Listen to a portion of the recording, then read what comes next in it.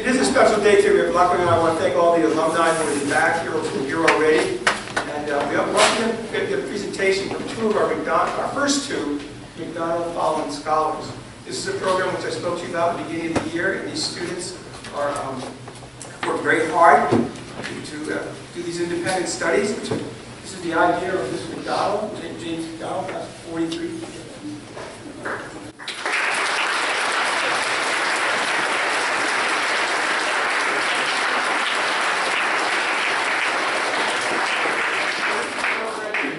Webb have, where a student could have a really strong relationship, one-on-one with a teacher, and learn something at a very high level. So we're going to have our two presenters today, Ella Harris from Belleville, Tennessee, and Amy Chen from Shanghai, China, and they will present their projects to you. And after that, Mr. McDonnell will say a few words about why this is important to him. Who's first? Amy is first. Okay. Hello, good morning.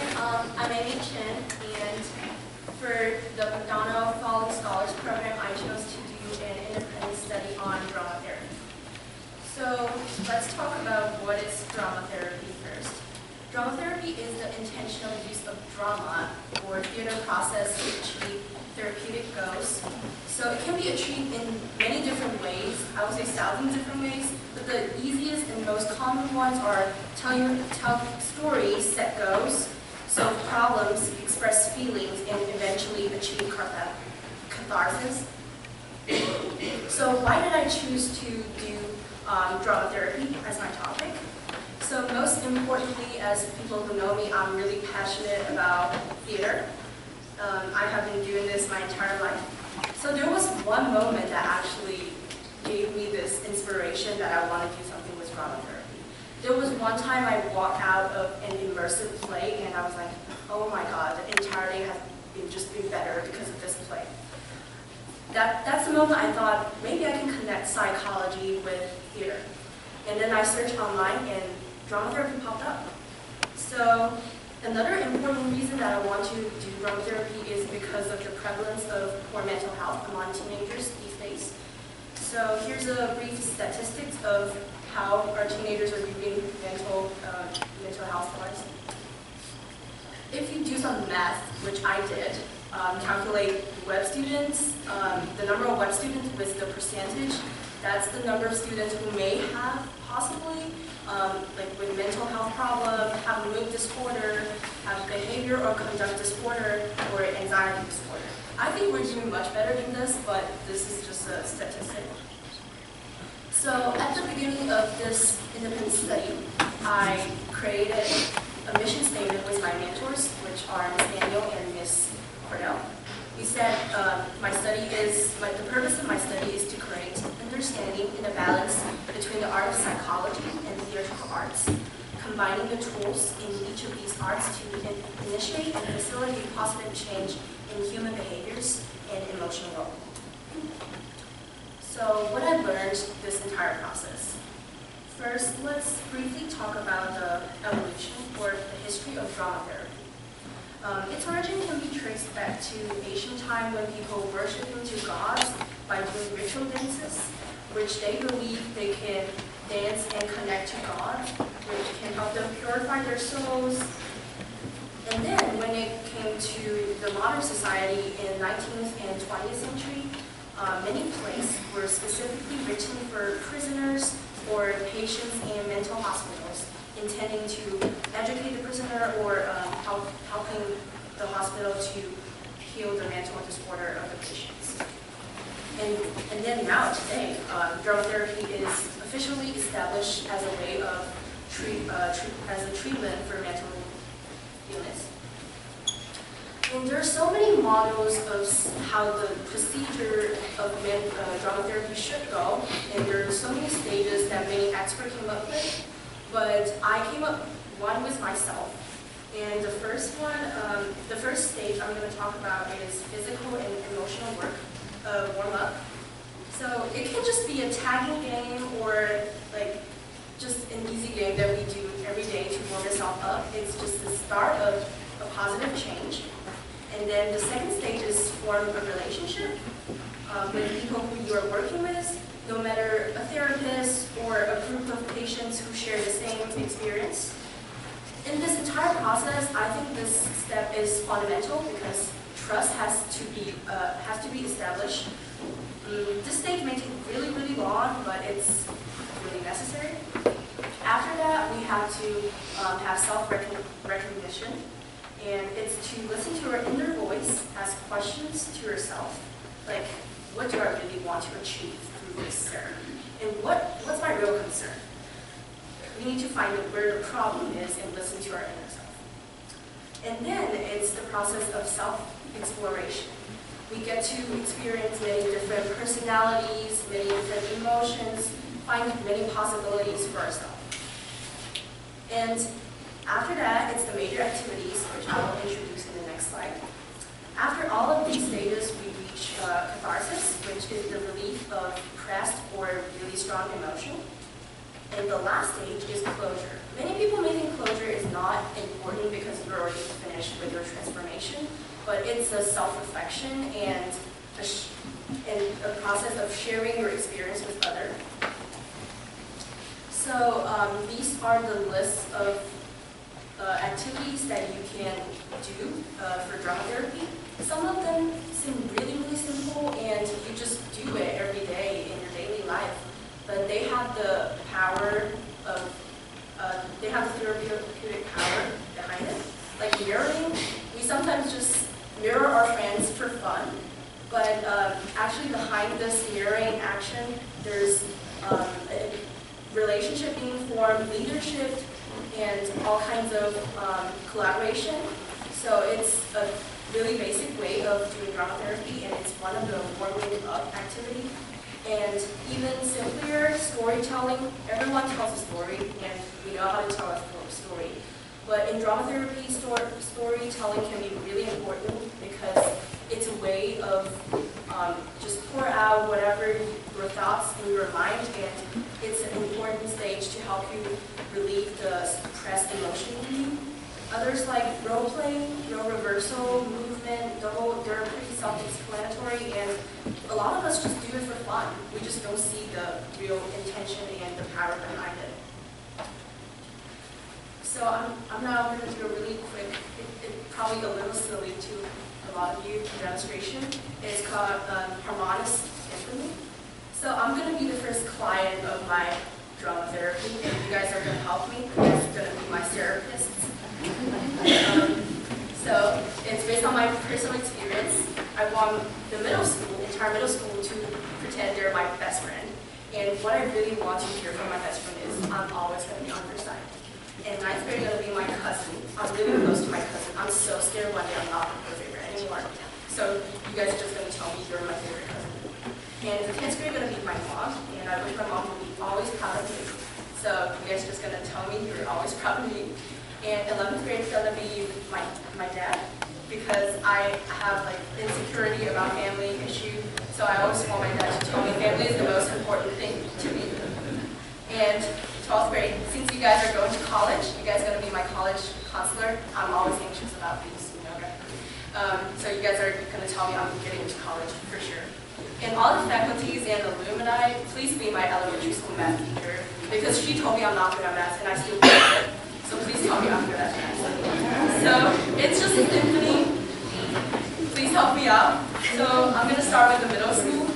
When I say 3, 2, 1, can you guys start saying it, like just repeating it, and then 9th grade join, 10th grade join, 11th grade join, 12th grade, and faculty join. Please, okay? Middle school, are you guys ready? Yeah! I guess. 3, 2, 1, go. I'm always on your side! I'm always on your side! I will always be with you! I'm always on your side! I'm always on your side! I'm always on your side! I'm always on your side! I want to be with you! I'm always on your side! I'm always on your side! I want to be with you!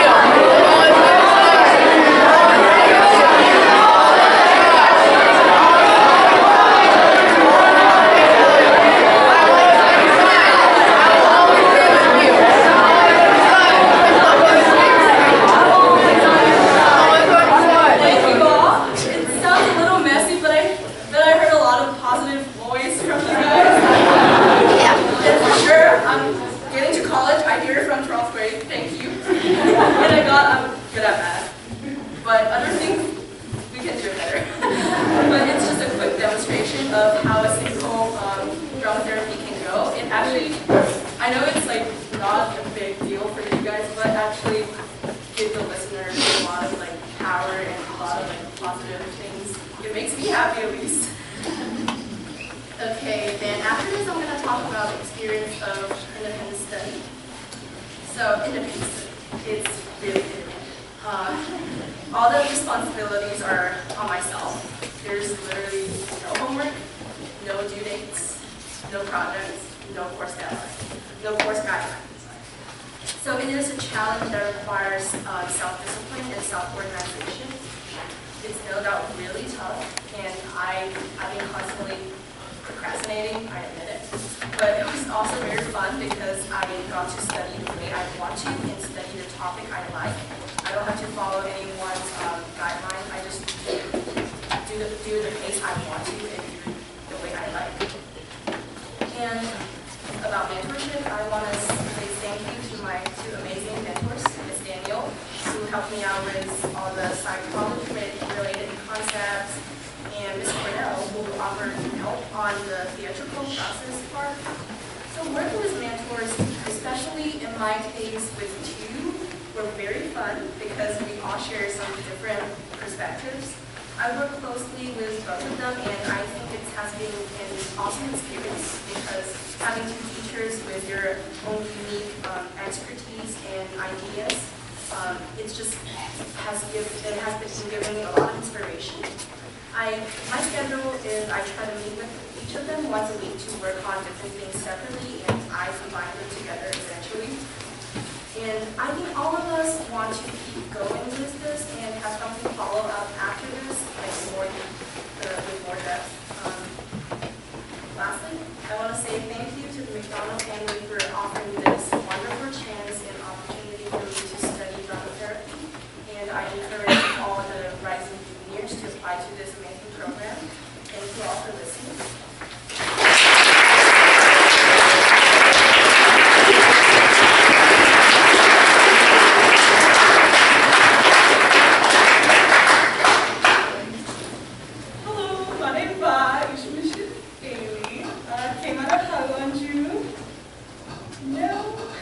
Tough crowd, you won't get that joke.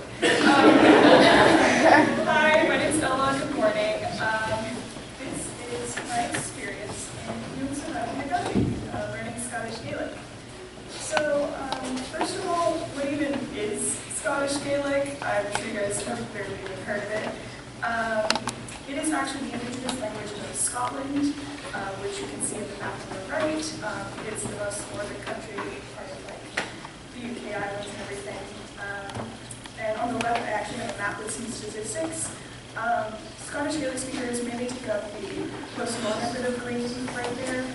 The other bits of green are other Celtic languages. But to give you an idea of Scottish Gaelic, there are only, according to a 2011 census, there are only about 57,000 people who actually speak it, and that's about 1% of Scotland's population.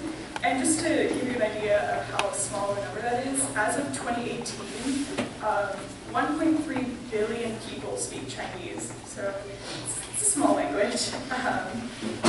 So as I mentioned, it is a Celtic language, and it's a mix of Latin, Norse, French, and English.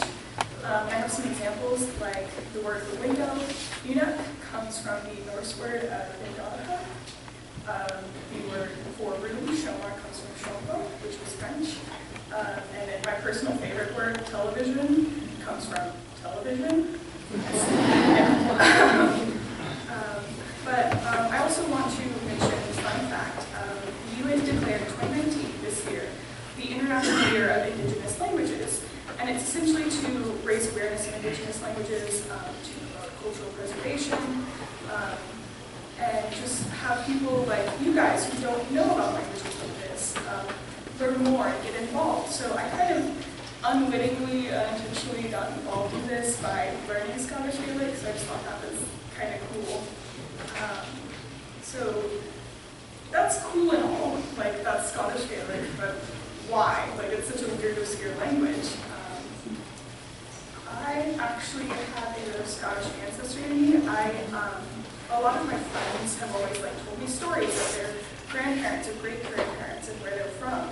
And I've never been able to do that or participate in conversations like that. So I wanted to use this opportunity to get connected to my past and be able to say, I'm from this place. And I actually found out that my maternal great-grandmother is Scottish, I believe, and my paternal ancestors are from Scotland and Ireland, which also just provided a whole new meaning to this project of being able to get connected to my past and find out more about myself. But then on top of that, I have a huge passion for languages.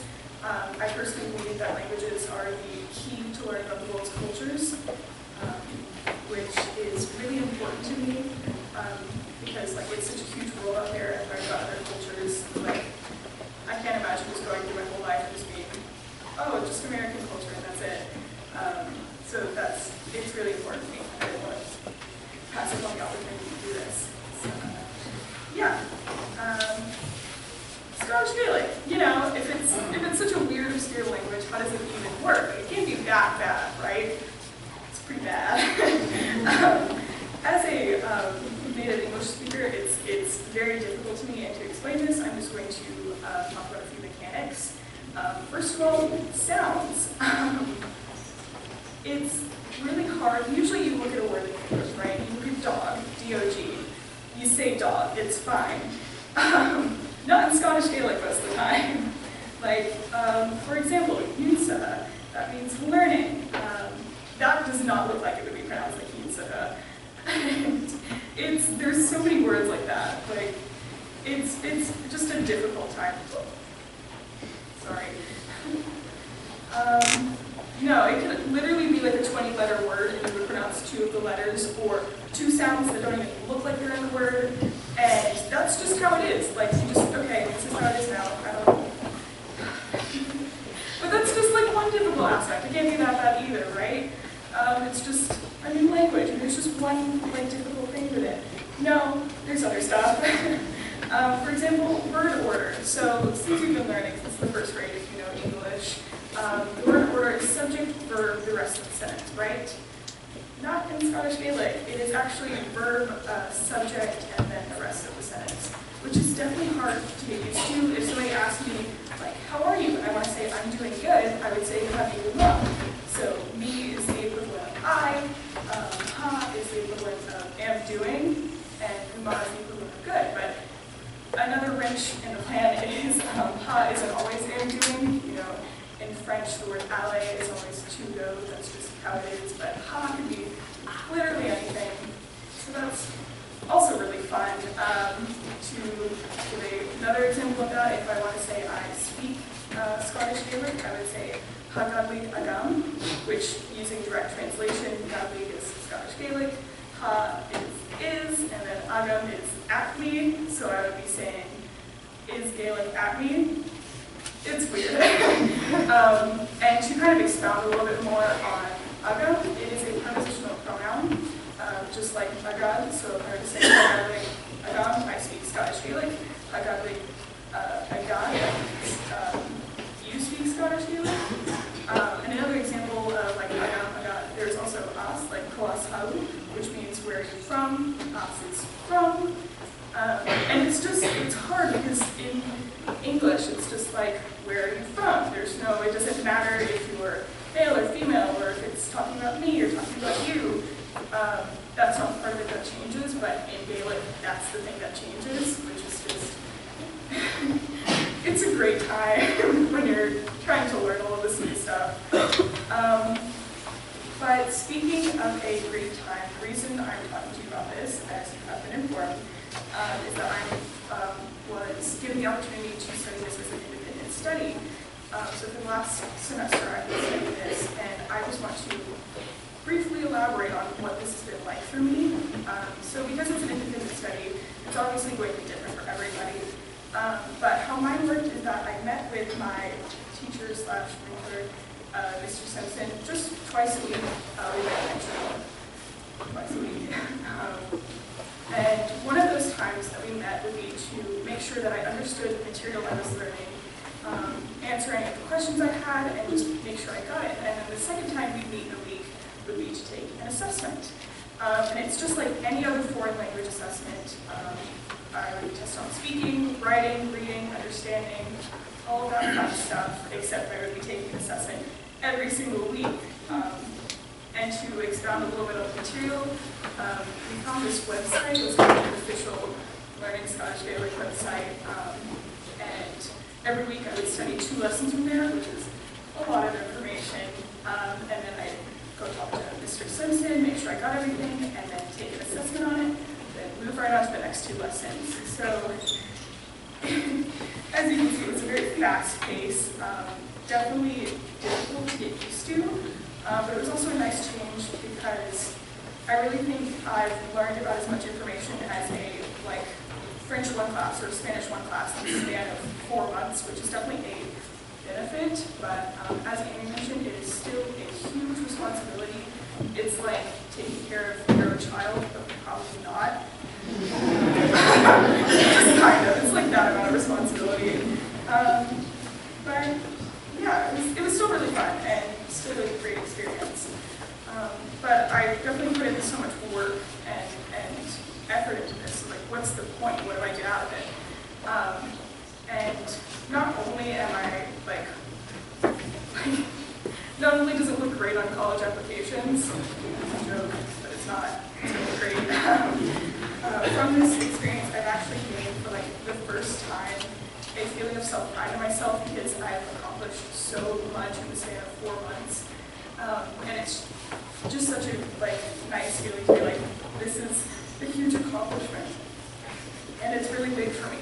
But then there's also, the boring cliche stuff like, oh, I learned how to be responsible, and I learned that independent studies take effort and time. The same old stuff you hear every time we get to junior projects. So, but I also wanted to say that, when am I ever going to get the opportunity to do this again? What school, workplace, or institution is ever going to offer me an experience to learn such a small language, which, I'm now one of those 57,000 people who can speak this language, and this just leads me into a huge thank you to McDonnell's, who are the wonderful people who sponsored this. This would not have been possible without them, and it's been such a great experience for me, and I'm so incredibly grateful to them, so thank you very much. And as my parting gift, I will actually be reciting a rune from the Carmina Gaelica, which is this giant collection of prayers and runes and hymns and incantations and so much more from Scotland from about the years 1860 to 1909. And I just felt like it was a great exemplification of my experience in learning this language and to give you guys a little bit more of a taste of it. So today I will be reciting Follin, which is the rune before prayer, and as the name implies, it is the rune said before a prayer. The translation will be up on the screen, so you guys aren't totally in the dark, but please do enjoy. Thank you.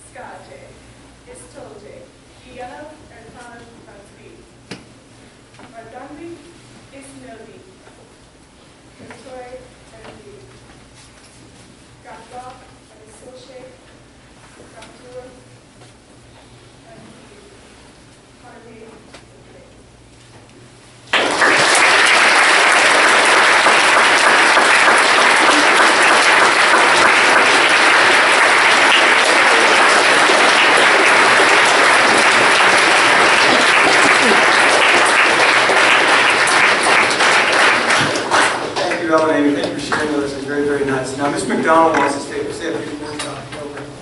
Jim? Ms. McDonnell from the class of 1943. This This is 76th reunion.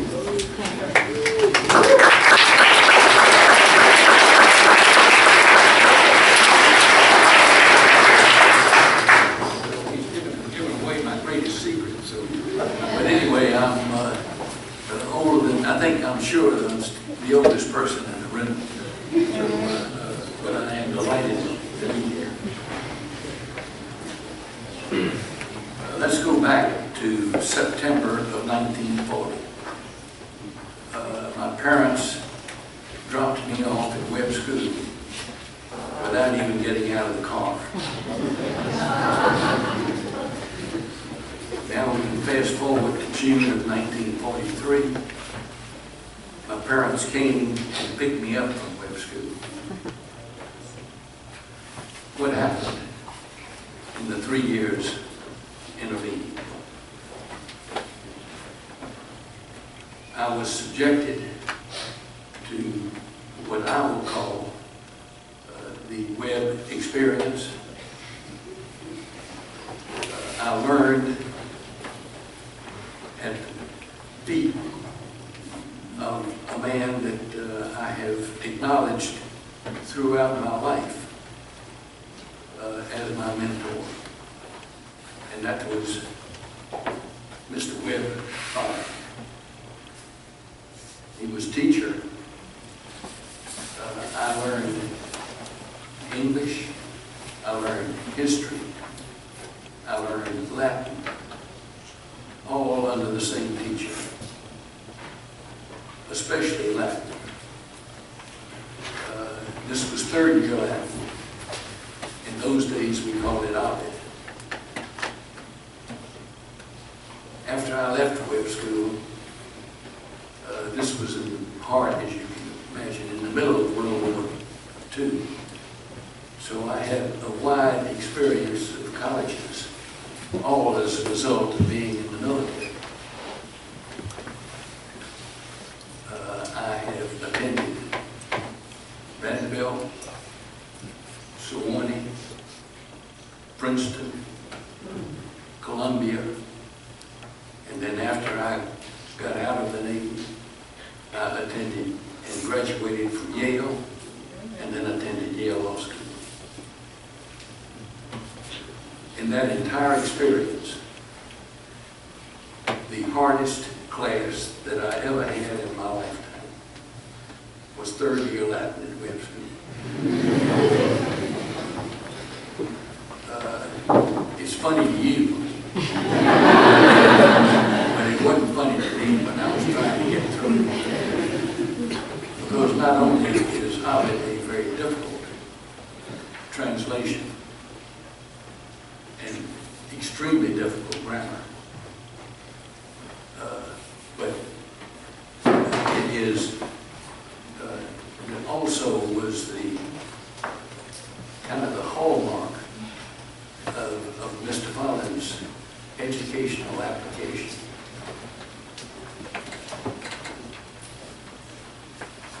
I said that because he taught not only in the classroom, but his real forte was to take adolescent, in those days, adolescent boys, 14, 16, 17 years old,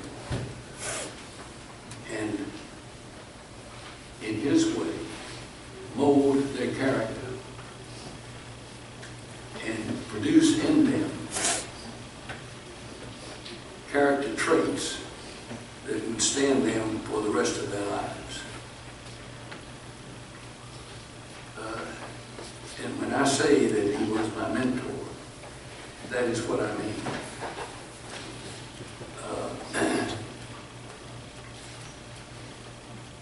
I know what the program is. The so-called McDonnell Follin mentorship. Its purpose and its goal is to take students such as you to establish a one-on-one relationship between the student and the educator produce the product of a graduating senior that I have described. But in addition to being a classroom teacher, Mr. Follin was a mesmerizing lecturer. He could take a room such as I'm looking at here and teach, mentor, give them lessons in character that you would believe and promise that he was speaking directly to you.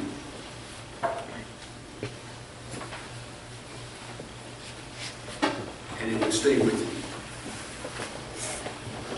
And has stayed with me for all of my life. But I still remember sitting in the benches that not these benches, but sitting in the benches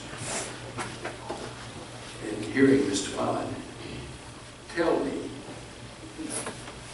what it was that I should do if I was going to be a good citizen, a good person, a good student, whatever. And those of you who experienced that will know what I'm saying. He used to say, he would say, looking right at you, you may think you can, but you can't. You can't. And Scotty, he would be looking right at me, just like that. And I never forgot it. I haven't forgotten it yet. That's the reason, that's the motivation, my motivation, for having a McDonnell Follin scholarship.